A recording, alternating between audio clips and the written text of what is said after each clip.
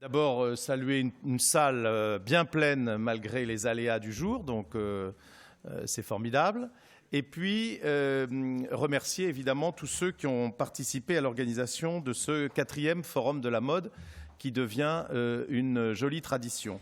Alors, en 2 mots, bien sûr, vous donner peut-être un petit bilan de ce qu'a fait le comité stratégique de filière maintenant depuis pratiquement 1 an, puisque notre contrat de filière a été signé avec Bruno Le Maire et Franck Rister le 9 janvier dernier.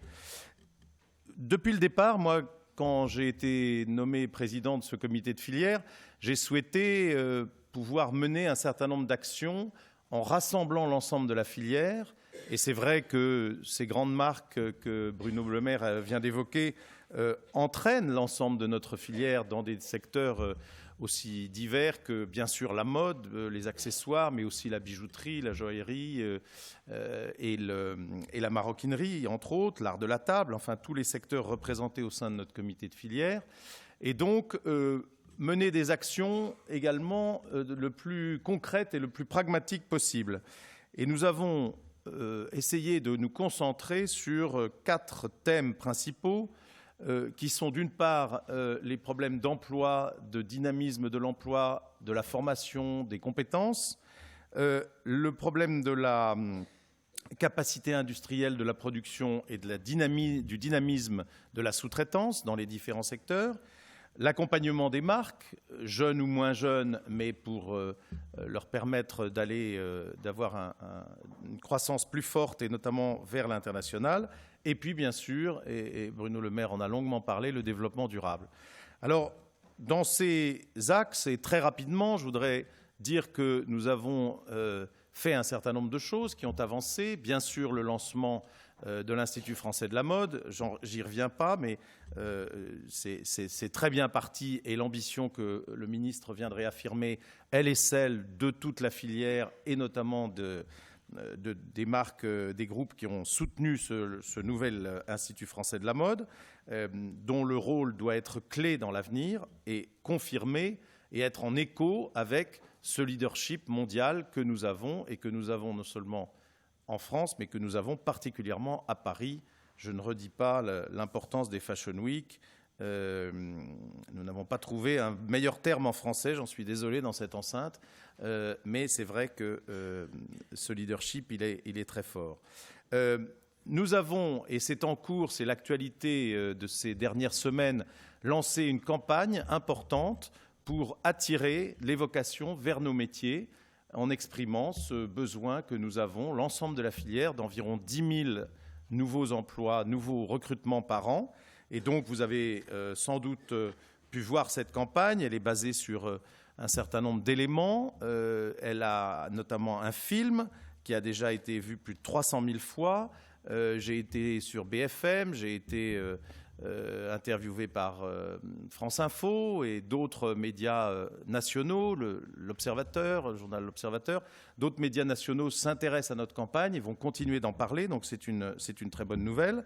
Et je remercie d'ailleurs tous ceux qui ont participé à l'élaboration de cette campagne. On va peut-être regarder un petit film qui peut être lancé sur justement cette campagne sur les 10 000 emplois. Rêver ou fabriquer, regarder ou participer, réfléchir ou agir, imaginer ou transformer. Dans les métiers techniques de la mode et du luxe, on ne sépare pas le rêve de la fabrication. On ne choisit pas non plus entre savoir ou faire. Le savoir-faire, c'est savoir pour faire. Aujourd'hui, la filière mode et luxe française recherche des talents pour apprendre, faire évoluer et transmettre nos savoir-faire français. 10 000 postes sont à pourvoir chaque année dans la filière mode et luxe. Découvrez nos métiers techniques et les opportunités d'emploi proches de chez vous sur savoirpourfaire.fr. Savoir pour faire, le savoir-faire a de l'avenir. Vous aussi.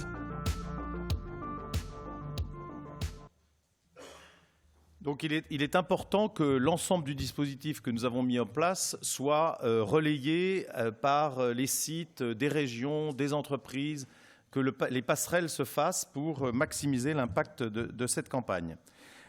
Nous avons également en discussion une convention en cours avec le ministère de l'Éducation nationale sur justement l'ensemble de ces dispositifs autour de la formation. Nous avons avancé et lancé un accélérateur avec la collaboration de BPI-France, que je remercie parce qu'ils ont été des très bons partenaires. Cet accélérateur, finalement, a rassemblé 31 marques, 31 sociétés pour la première promotion, et en mêlant à la fois des sociétés issues de la sous-traitance, des marques, des jeunes marques, des moins jeunes. Et au fond, le fait d'avoir ce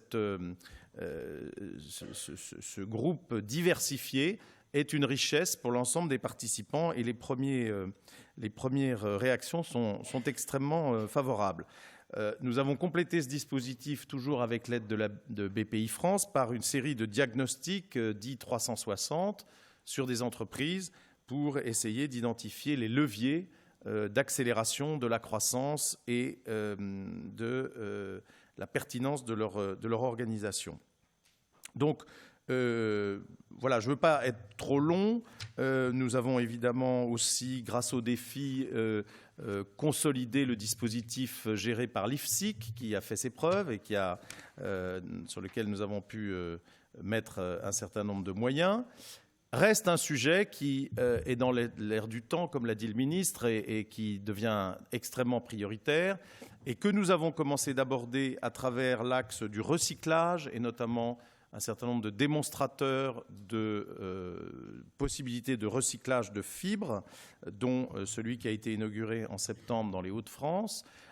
L'axe traçabilité, mais nous devons aller plus fort, plus loin, et donc le comité de filière est à l'œuvre pour redéfinir une ambition nouvelle, avec peut-être la signature d'un avenant à notre contrat initial sur les thèmes du développement durable. Il y a tout un dispositif qui se met en place, et ça va être un sujet évidemment qui va beaucoup nous occuper. Je ne veux pas être plus long parce que nous avons un programme passionnant et chargé. Je voudrais redire le plaisir que nous avons à nous retrouver tous. Je voudrais redire, même s'il a dû nous quitter, la force du message de Bruno Le Maire en ce qui nous concerne, et le remercier de son appui permanent. Je voudrais également remercier l'ensemble des CPDE qui ont participé et financé une grande partie de nos actions. Donc leur rôle est indispensable et leurs moyens doivent être maintenus et préservés et augmentés. C'est considérablement important pour l'ensemble de la filière. Voilà, je vous souhaite une excellente journée et je passe la parole au premier intervenant, Sidney Toledano. Merci.